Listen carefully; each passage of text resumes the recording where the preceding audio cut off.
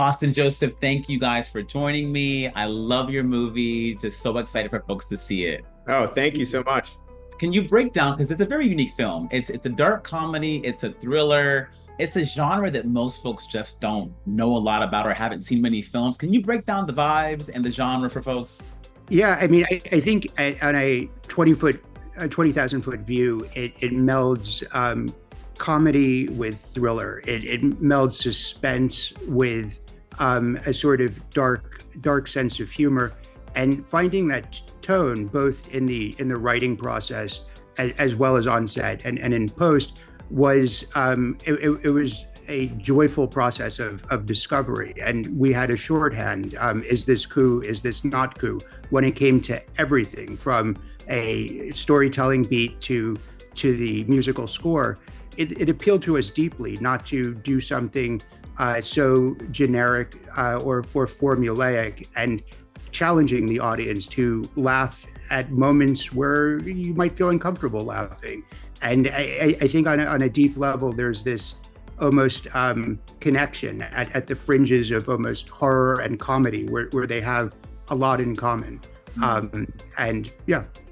Yeah, I think the one thing that I would add to that is we wanted to make a film that would be entertaining to people, just first and foremost. It's about one man destroying another man's kingdom, and then on another level, though, there's a satirical element that we're making fun of a lot of things in the film, and if people are looking for meaning, it's there.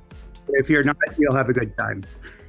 I'm watching this show right now on Netflix called Decameron. I hope I'm pronouncing it correctly. I don't know if you guys have heard about it or saw it, but I've heard about it. I haven't seen it. you have to watch it because to me it's the perfect thing to watch after you watch Coup, or if you're watching that show, go through this because there's a similarity or there's a play going on. But I think that you kind of brought it up that this movie, it touches on, there's comedy, but it's also like the class struggle we learn about and kind of see that play out, and also just how divided culture is. What's the conversation that you hope folks have after they watch this film?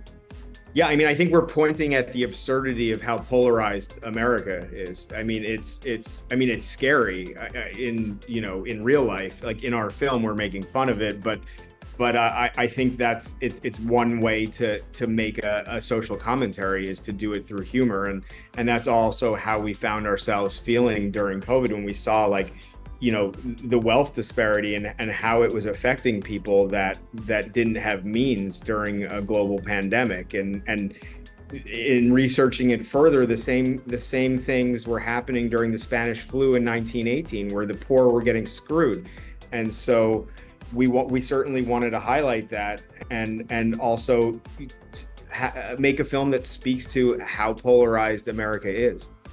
Yeah, one of the things that was just astonishing at the time we were writing it, that's still, as true today as ever, it probably has only gotten worse, is, I mean, the country is almost living in two separate realities, where the same set of facts about the world can be interpreted by 50% of the people here in one way and 50% in a completely different way, where it's almost this balkanization of epistemology, where everyone is sort of in their own private Idaho searching for some tribe to believe the same, just to ensure them that they're not going mad.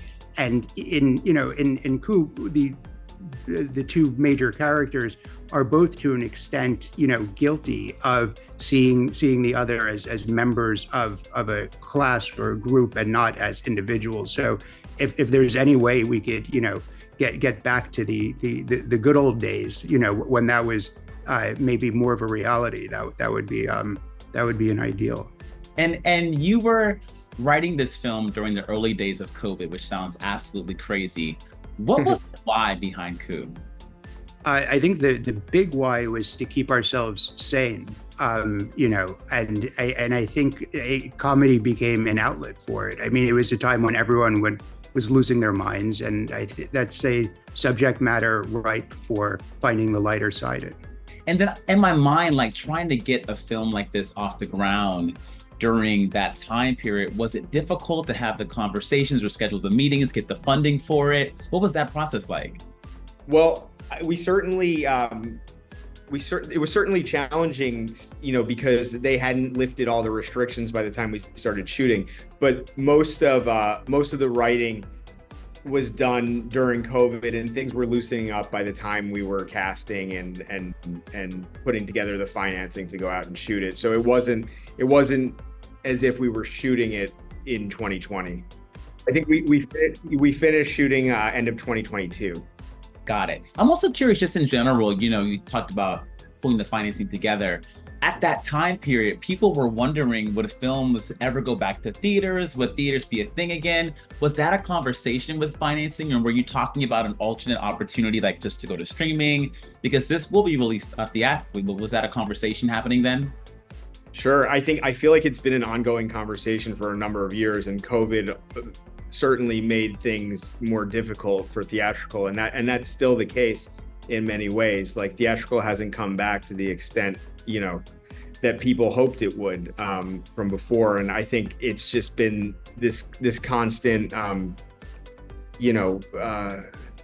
this constant movement towards video on demand for many years. And so it's always a conversation, because you have to think about that element as well, and how that plays into your financing structure, et cetera. To take the glass half full side of that, if a global pandemic cannot destroy theatrical, I mean, maybe it's here to stay. Yeah, I would say we're also, like, this film is being released nationwide exclusively in theaters this week, and I would say we're very fortunate, to be able to have that for the film, instead of it going straight to video on demand like most movies these days. So it's pretty special, and we're hoping people will come out and see the film in theaters. You both collaborated to make this movie. You co-directed it, you co-wrote it, and most people, when I think about that process, I think about how there's folks that I would go to that I would get something going with, and it would probably fall apart. What is the key to making that work? To making this partnership as co-directors work? I think it's important to share that vision, and also on a personal level, be able, like, we've known each other since we were 6 years old. And so I think we felt very confident just from our friendship that we could, that our friendship could endure this process, and that we could actually do something that would be meaningful creatively. And so we had that confidence, and also just figuring out a way to work together. And, Joey always says this, but, like, if we generally found that if we both if we disagreed on something, one of us would care so much more than the other that it would just resolve itself naturally. And so but that was an organic thing. But I think setting some sort of rules, like, are helpful, and who's doing what, and when there is disagreement, maybe you have somebody else, that, like a producer or whatnot, that could weigh in and help you guys find the light.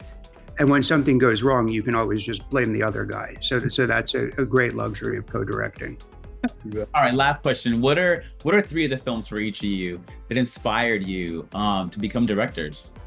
I have to say Casablanca, or I'd be, kicked out of polite society. Okay, now Austin, you say what? I mean, this is a. I would say The Godfather, one of my all-time favorites, as it is everybody's. Magnolia, I watched that at a time. I was pretty young when that came out, and it was very. I loved that film. Paul Thomas Anderson's vision for that film was really remarkable, and I remember being very affected by it at a young age, and so that was another one for me. And then All the President's Men is another favorite of mine that I go back to a lot. Yeah.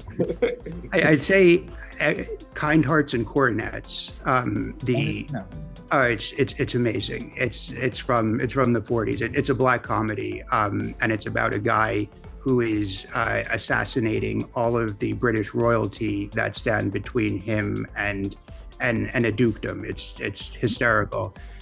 Being there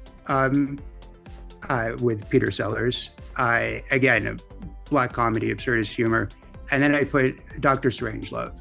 And why I would say those three is because that there's a certain tone that they have that's pitch black comedy, and to be able to do that at scale, I would say, is one of the things that would inspire me personally to direct.